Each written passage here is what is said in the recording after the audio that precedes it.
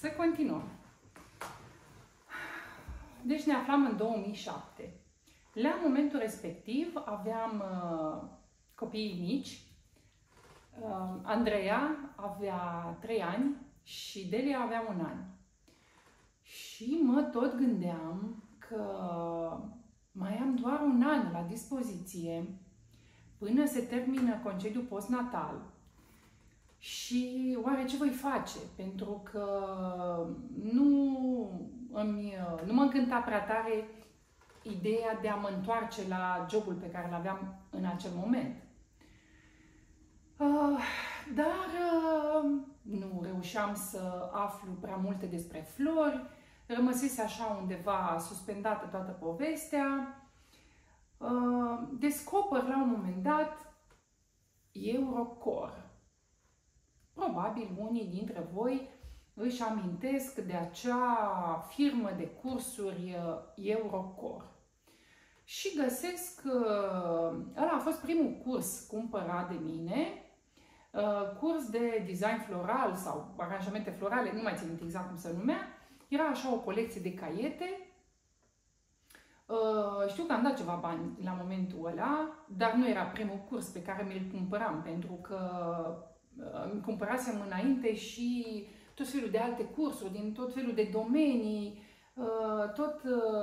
încercam eu să-mi găsesc drumul și vocația.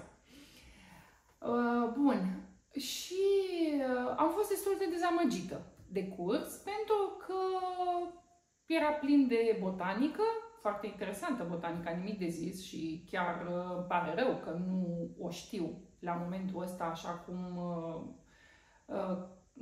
nu știu dacă neapărat cum ar trebui, ci pur și simplu pentru că e un domeniu care mi se pare mie foarte interesant, dar mi se pare interesant și important de știut acum, după anii ăștia pe care eu i-am petrecut deja printre flori. La momentul ăla nu vedeam, eu știu, utilitatea unor astfel de informații. Și m-am necăjit cumva că, atâta botanică, eu ce să fac? Eu vreau să fac aranjamente florale, eu vreau să învăț să fac buchete. Nu mă ajută cursul la nimic. Bun, și cumva timpul a trecut, eram destul de supărat așa că nu găsesc informații. Mai căutam pe internet, aveam calculator la vremea aia și mai căutam pe internet, dar ce găseam eu la momentul ăla nu mi se părea că mă ajută prea tare. Și știu că mai cumpăram din când în când flori și mai făceam din când în când așa câte un aranjament cum mi se părea mie că ar fi interesant, că ar fi drăguț. Mai mergeam la câte o, eu știu, petrecere, aniversări prin familie, ceva de genul, și pur și simplu mă duceam în florării, cumpăram flori și le rearanjam eu cumva, ceva de genul. Nu pot să spun că făceam asta foarte des, dar se întâmpla. Și la un moment dat, deci cumva timpul a trecut și nu simțeam că sunt mai deșteaptă decât am fost, eu știu, atunci când am descoperit piața Coșbuc. Dar nu știam ce să fac. Și am ajuns la fostul job pe care îl aveam la momentul ăla, da? Deci am continuat cu serviciul, ce puteam să fac. Dar îmi găseam momente, adică ore chiar pe zi, în care eu stăteam pur și simplu și analizam poze cu flori, cu buchete, cu aranjamente, ce găseam pe internet în momentul respectiv. A fost studiul meu personal, a fost o perioadă care mi-am dat seama cât de mult m-a ajutat, mult mai târziu, pentru că îndemn și pe cei care vin la cursurile mele astăzi să facă acest lucru, pentru că pur și simplu ți se deschid orizonturile, începi să vezi florile altfel, le apreciezi altfel, le analizezi, îți pui întrebări, vis-a-vis de, eu știu, formele pe care le vezi și le analizezi, vis-a-vis de tipurile de flori folosite, cromatică și așa mai departe. Bun, și la un moment dat, mi-aduc aminte că ne aflam prin iarnă, era o iarnă, deci în luna decembrie, și primesc o primă de Crăciun de la servici, de la job. Și atunci, ce să fac eu cu banii? Pentru că aș fi făcut foarte multe lucruri, dar m-am dus și i-am cheltuit pe toți pe flori.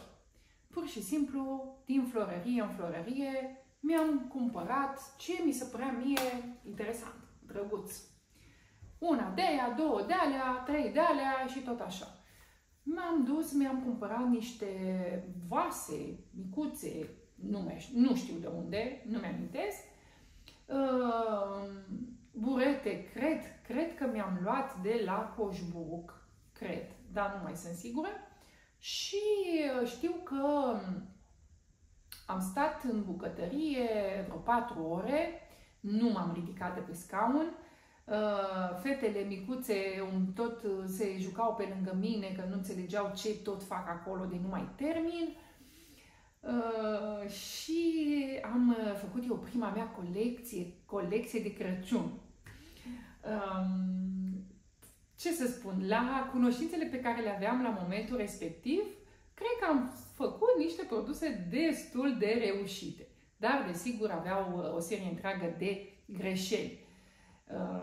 Și am o prietenă bună, a venit și mi-a făcut fotografii foarte frumoase, pentru că era fotograf profesionist. Și atunci, iată ce produse minunate am scos eu. Ce să fac cu ele acum? Păi, ce să fac? Le-am făcut cadou, pentru că altceva nu am priceput la momentul respectiv.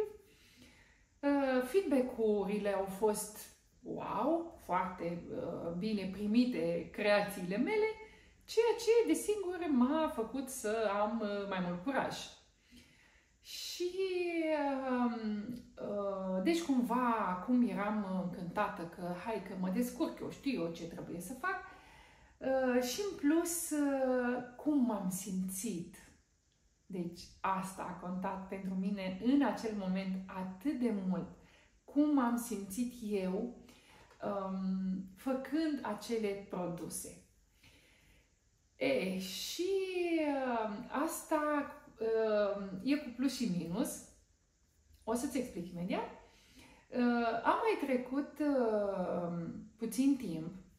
Băi, zic, ok, hai, știu de unde să iau flori, știu de unde să iau burete, dar ce să fac mai departe? Adică cum ar trebui început? Ce trebuie să fac? Și descoper un curs de, nu mai știu cum se numea, curs de aranjamente florale, ceva de genul. Îl descoper într-un final pe internet la atelierul de flori de la Timișoara. Și așa am cunoscut-o pe Anca. Deci, în martie 2012, ia uite, Anca, îți amintești? Da? Deci a fost primul meu curs cu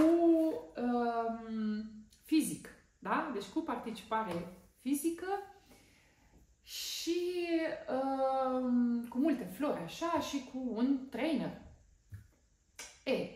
Acel curs, chiar dacă mai știam eu câte ceva așa din ce descoperisem eu, bineînțeles că mi-a completat tot felul de lacune, dar m-a și învățat lucruri noi, evident, dar cel mai mult mi-a dat curaj.